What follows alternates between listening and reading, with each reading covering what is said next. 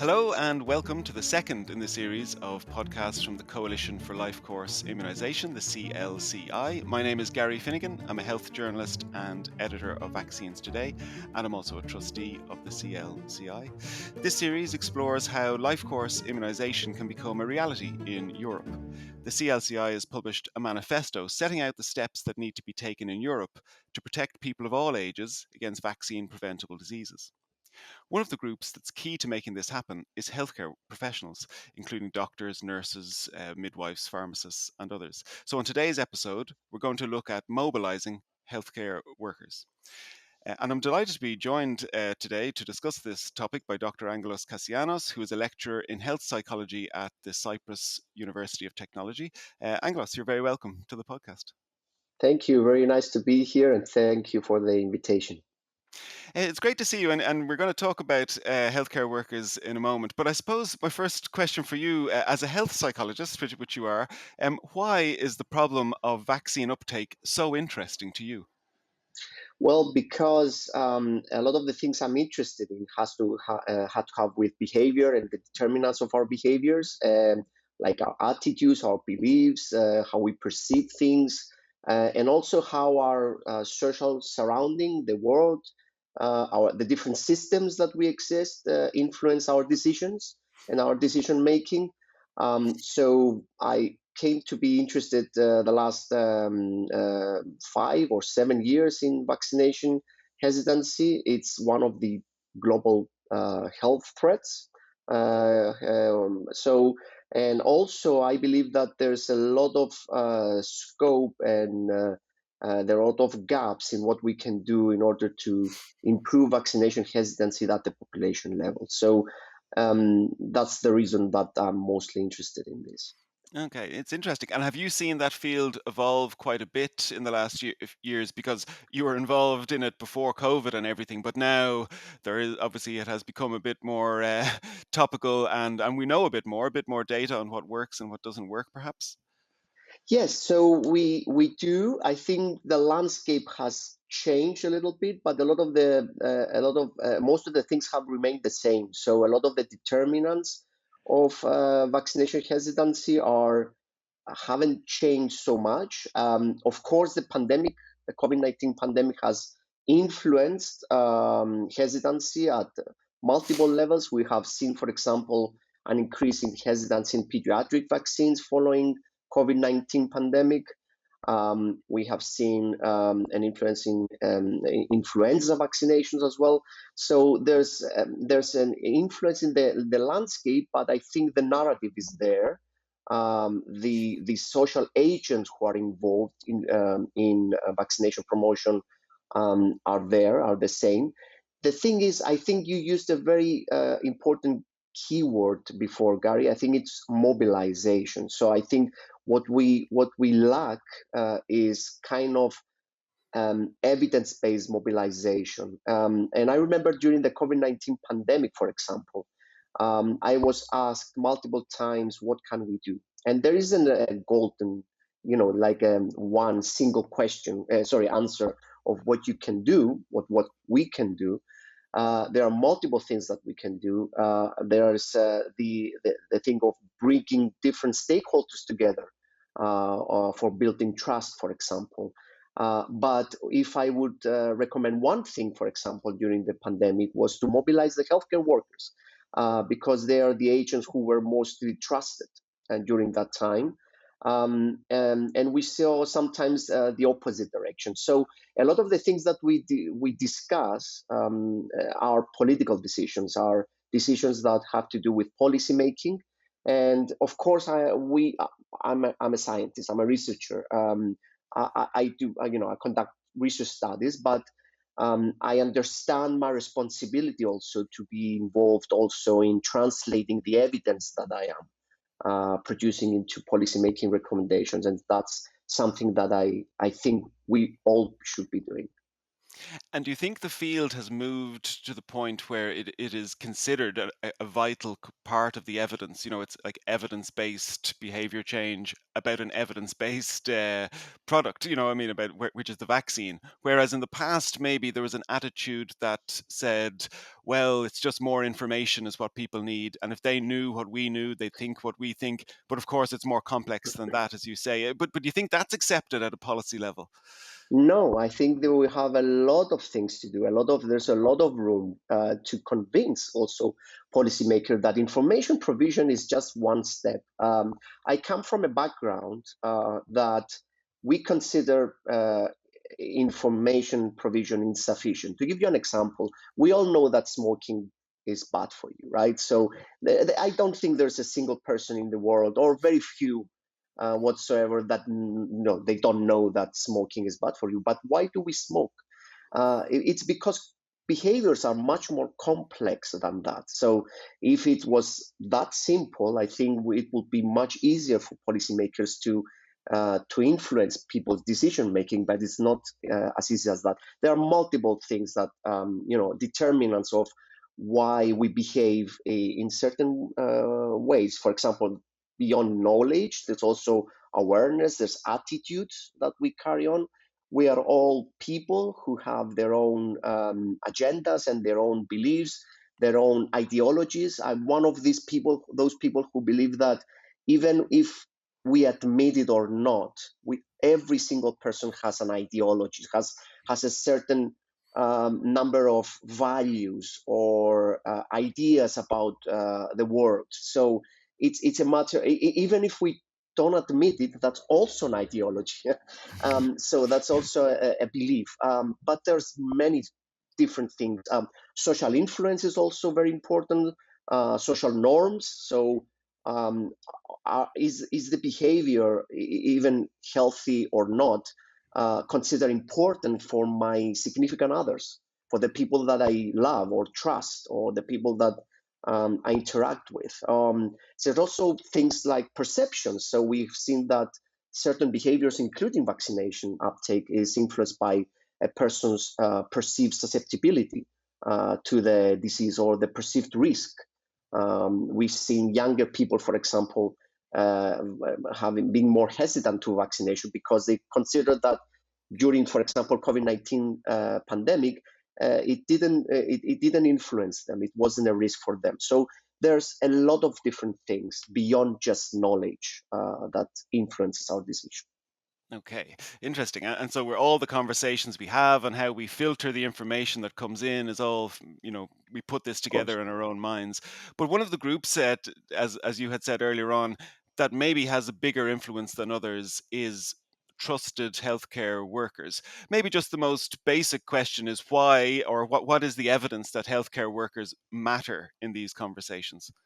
hmm Well, first of all, we need to be aware. We need to think what is the role of right, the healthcare workers. So what do they do in their everyday job, and the unique status of healthcare workers, on one hand being part of the health system, so treating patients, talking to patients, and being an influential role model on the one hand, but also on the other hand are individuals themselves. So they have their own concerns, they have their own fears, they have their own beliefs. So healthcare workers are, in general, a trusted source because they are in the best position to understand patients, to respond to their worries, to respond to their concerns, to find ways of explaining to them, for example, the benefits of vaccination.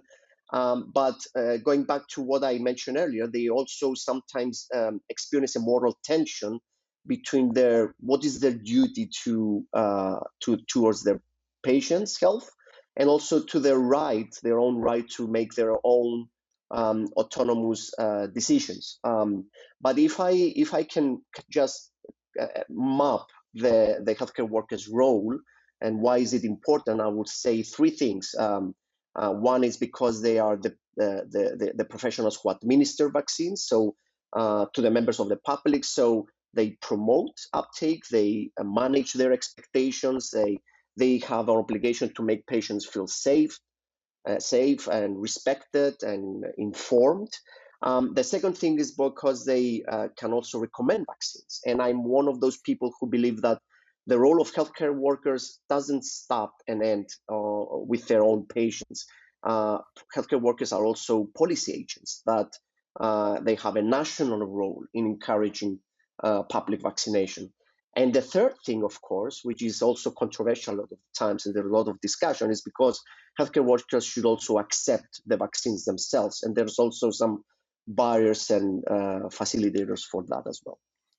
Okay, and how about the mobilization factor? So, when you talk to GPs and nurses, if there was a podcast about diabetes prevention or cardiology or or anything, mental health, menopause, GPs should do more, or public health nurses should have these conversations. How can how can we mobilize healthcare workers to prioritize this and spend time training and doing other things that they might need to do to become good advocates for immunization? Well, the first thing is to promote vaccination among themselves. So it's very important to promote initiatives that that tackle their own concerns, their own fears about vaccination beyond being part of the health system. Because, as I said earlier, they have a national role in encouraging public vaccination, and it's very important to strengthen their own involvement and their skills. The second thing is probably in order to mobilize healthcare workers, we need to equip them.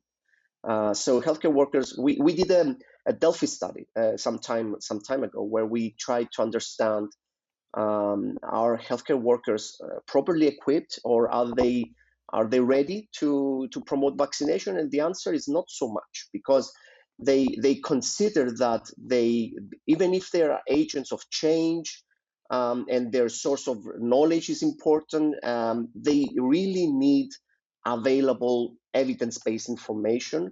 They need policymakers to ensure that the information they provide, that's provided to them, are reliable, they are accessible, which is very important, because healthcare workers, especially GPs, but also other healthcare workers, sometimes lack the time. So they communicate to the policymakers that they don't have the time to do that. And that's another discussion. That's a matter of the policy makers. That's a matter of the healthcare system.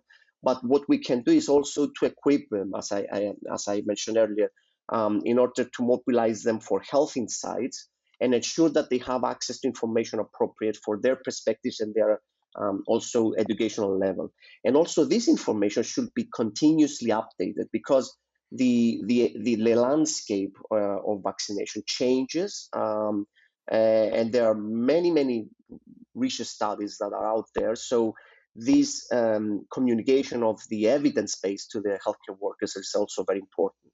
And you also mentioned earlier education, which I think education is very important, but it's not the only thing, because there are studies who suggest considering a change to the medical school curricula, for example, and I agree with that. We need to go back and ensure that we properly educate the next generation of healthcare workers in order to promote vaccination. But there's many other things as well. And if I can, let's say, map 5 things, five things that were suggested, I think it was a couple of years ago by WHO. It's understanding healthcare workers. One is engaging with healthcare workers, so they are indeed active agents. To motivate and support them, as I mentioned earlier, to provide the supportive mechanisms and also acknowledge their role as well.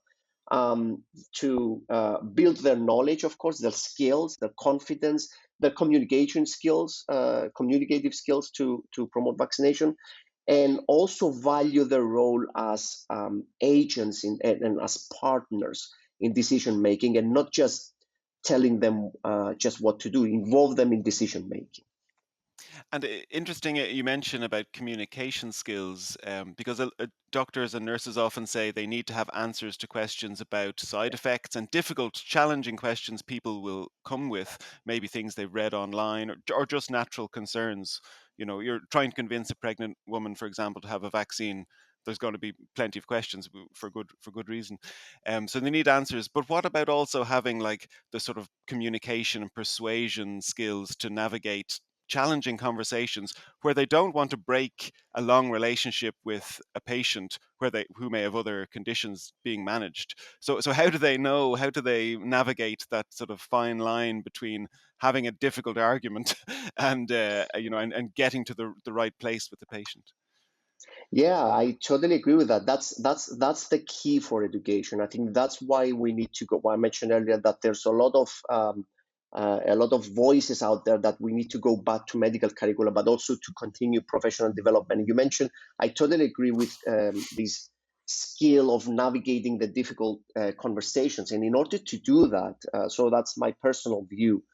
I think we need to build certain skills in general, not only about vaccination, but in general in healthcare workers, and that is um, building a culture of shared decision making. So if the healthcare worker is equipped with this knowledge and skills in understanding the perspective of the patient, in how do they navigate these difficult conversations, how do they respond, but going back to the argument earlier, is it a matter of information, whether they have the information?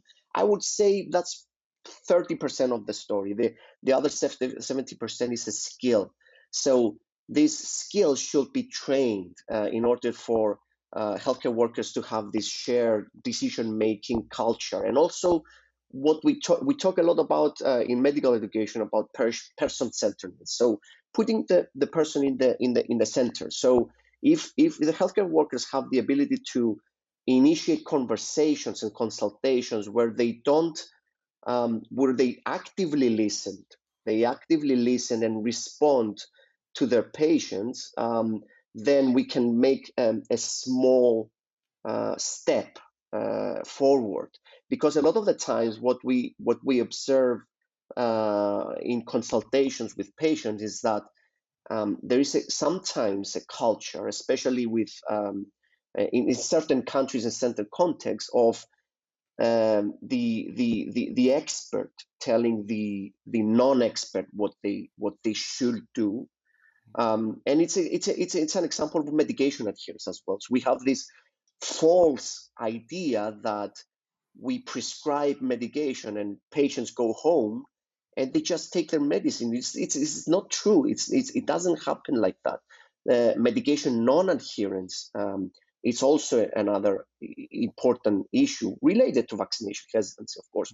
And the problem there is the lack of understanding of how shared decisions happen. And that's a matter of improving skills of empathy, improving skills of active listening, and so on. And all these have to do with not only about communicating the information, because you may have the information, but you may lack the skills to put the person in front of you in the center of the conversation when you consult with them. And having said that, I also think that a lot of the times we talk about improving the role of healthcare workers and empowering healthcare workers to promote vaccination. And I also think that that's great, and I'm also involved in that, of course. But it's also equally important that we improve the population health literacy, because that's equally important. Because you may empower healthcare workers to promote vaccination, let's say, and that's great. That can make a difference. But if we don't tackle literacy, scientific literacy, so the ability of the degree to which people have the ability to find, to understand, and to use information and to use services to better inform their health related decisions and actions for themselves, then we're not getting where we want to. Okay, that's interesting. So yeah, so sometimes it may even take 2 or 3 conversations, open conversations, but it's better if they buy in and take ownership of the decision, because it's not about a nurse or a doctor winning an argument today and convincing someone to have flu vaccination. It's better for a more sustainable, change where people always get their flu vaccine or always get whatever other vaccines for their kids or whoever. And Exactly. are there any strategies across Europe? And I know you've been involved in some European projects. Are there any things that you've seen around the continent um, where healthcare workers have been mobilized either individually or as part of medical associations and nursing associations? Is there any good examples that other people could copy? Mm. Well, if I could expound on that, even although I'm not a fan of copying Yeah, yeah. what other thing people do, because we have this tendency to see things and copy them in our context. I believe that we Mm, should be adapting things that happen okay. elsewhere. But yeah, I agree with that. I think there's a lot of initiatives. Where, for to give you an example, we are now running an EU for Health funded project. For example, I'm just using this as an example, where we try to develop a virtual platform where we can map the determinants of the skills of healthcare workers to promote vaccination in different countries, um, using different methods. So inputting data in this platform, and this platform being available to policymakers to view the mapping of the determinants of healthcare workers' uh, skills or hesitancy to promote vaccination in different countries.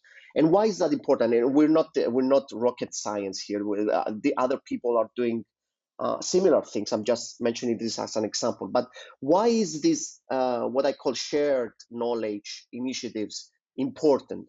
They're important because we can learn from each other. I remember a few months ago, I was discussing with colleagues in Portugal, and who work at the Directorate of Health there, and they were describing these exciting mobilization initiatives that they did during the pandemic, which I was kind of finding difficult to imagine how they could happen in Cyprus, for example. But it was so exciting to see that happening elsewhere. But I could learn from that and probably adapt something in another context. Similarly, in other countries, you know, other people are doing less or more efficiently or effectively. So we should learn from each other. I think my key message here is that any initiative who brings member states, policymakers, stakeholders from different countries together, it's beneficial. And it's beneficial also because we have a tendency in sometimes in policymaker to follow what other people are doing. I remember during the COVID-19 pandemic, whenever there was an announcement from in Greece, 1 or 2 days later, Cyprus followed, for example, and I'm sure it was similar in other countries as well. But we need to learn, not copy each other. We need to learn the narrative that happened in other countries. So these initiatives could bring people together to learn and understand what's going on is important.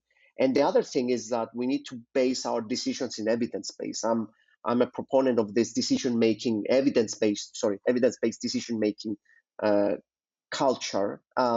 And any initiative who tries to translate the research evidence into policymaking actions is very important. And at the European level, the EU for Health program is very important because it has this approach of not research for the sake of research, but research for informing policymaking. And I think there's currently 3 very important initiatives who are currently funded by EU for Health for tackling vaccination hesitancy, and they're doing complementary things, which I think in 2 or 3 or 4 years, they could easily influence, not easily, sorry, hopefully influence decision making at the policy level. Okay, and this includes, is that the cooperator projects that you're involved in and others? Okay, Yes, interesting. exactly. Okay. And so it's more about taking inspiration from what we've seen in different countries and maybe, as you said, adapting to local contexts.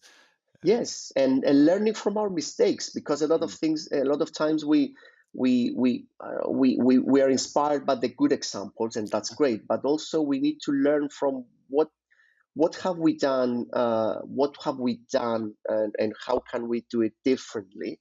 But also, I think the main reflection from the policymaker point of view should be what was the basis for our decisions. I mean, and in vaccination promotion, there's multiple levels of agents who take decisions, or they make suggestions, and I think we need to stop a little bit, step back, and think the previous 5, 7, 10 years, what was really the basis? What was the reason that we adopted this policy? What was the reason that we made this decision? And if we reflect on that, and probably in the future base our decisions in evidence base, I think we can make a small step forward. okay, interesting. It's interesting. And what about from the point of view of a health professional sitting opposite a patient this morning somewhere? Uh, is it too much to expect or too much to ask nurses and doctors to tailor the approach they take to meet the person who's sitting in their clinic? For example, as you said at the beginning, people arrive with their own worldviews and prior knowledge and experience, and maybe they have already opted out of a vaccine, or maybe other health, you know, other health behaviors. Mhm. I saw a study at some point about people not having the heel prick test in infants, and this predicted whether or not they had the measles vaccine in a year. And I thought, well, Yeah. that's amazing. But are there things that a doctor or nurse can know about their patient, who they know really well, in fact, that might help them adapt their approach rather than taking a one size fits all approach? Totally, yeah. I'm totally opposite this idea of one size fit all. So Yeah. yeah, this is a very important question. So I think based on based on multiple studies, I would say the first thing is just ask. I mean, the first thing is initiate the conversation, because the main barrier for vaccination hesitancy during in the consultation context is because patients are not provided with a room or the safety to initiate and express their concerns. So going back to what I mentioned earlier, the culture of shared decision making and empathy and person centeredness. The first step is to initiate the conversation. So I would say that's the first thing. So because if if you know what are the concerns, the fears, the beliefs of the person you have in front of you as a healthcare professional, then it's easier for you to adapt the information that you provide. Because if you provide generic information and vague information, most likely the success will be less. So the first thing is to initiate the discussion. The second thing is, because a lot of times in research we are interested in prediction, right? So we're interested to predict behaviors, to predict what people will do and why. So there's a lot of studies also showing that people's previous behaviors predict the future behavior. So if, for example, that was also a recommendation me among other people were providing during the pandemic. If we know whether people vaccinated for influenza, then that might be or sorry, if they didn't vaccinate for influenza, that might be there might be a reason why they didn't. Uh, so tailor, so tackle, so uh, um, prioritize, let's say, those people, and even a phone call or a letter from the healthcare worker might help and might make a difference. So we need to have health health systems who can first tailor their approaches. So in order to tailor, they need to provide the room, the opportunity for the healthcare worker to ask questions, and of course the skills to do that. And second of all, to prioritize. So if we know that certain groups of people are more hesitant than others, I mentioned just an example of past behavior, but there might be other groups as well. So marginal groups as well. For example, migrants might have difficulties of vaccinating because they have a lot of barriers to do that. Women, because of false information about fertility, for example, during the pandemic, were more hesitant. So if you have this information, use this information in the healthcare system level to equip your healthcare workers to prioritize certain groups so that they can do simple things. I mentioned earlier about letters or phone calls. So these are very simple things, or messages. Texts, yeah. But yeah, they make a difference. Sometimes we think complicated things, but sometimes the simple things make a difference. Interesting. And one thing I came across, which may be out of date, so I'm not a health psychologist as you are, but I read something about presumptive, it was basically presuming the patient would have the vaccine. For example, it's time for your daughter's MMR today. And I just wondered whether or not that's still a fashionable approach, or if it conflicts with the more open, patient-centered thing, because it's not really in line with the full, open, consensual discussion. It's more of you're having it because it's 12 months and it's time to have the vaccine. So is there a conflict there in where the evidence is, or is what I'm saying actually a bit passé? Yes, there is a conflict because that's not enough. That just the fact that it's your turn, or just because you are eligible for Mm. for something like a vaccine, doesn't make a difference. Of course, it's the same conversation I usually have when I try to explain the similar concept of medication adherence. So, for example, I'll give you an example which relates to this, where with medication adherence, the 90% of the interventions are just reminders.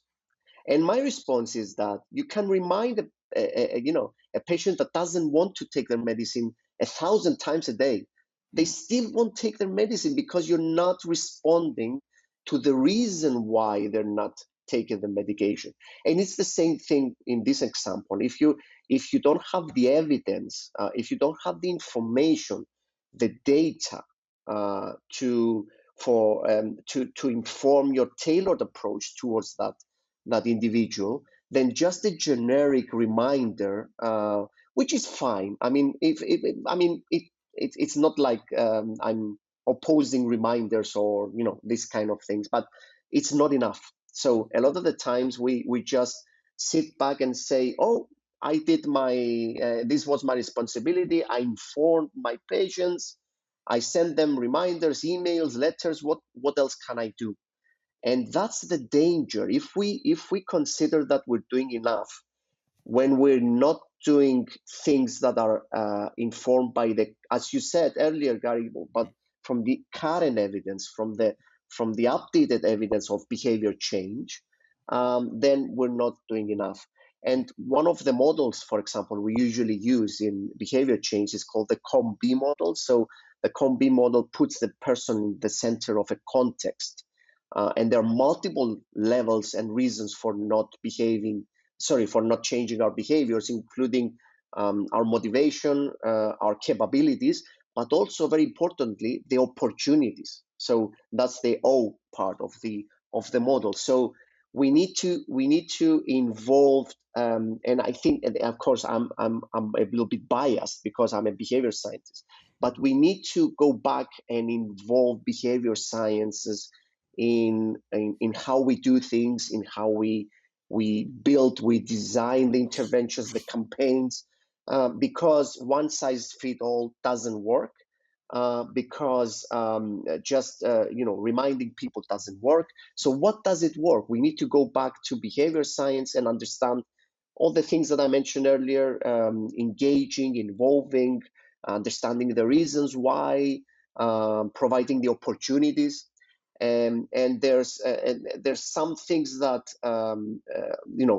a hospital can do. There are other things that the government should do. It's not all the decisions at one level. It's at different levels the decision that should be taken. It's not just an individual decision of the person who doesn't behave in a certain way.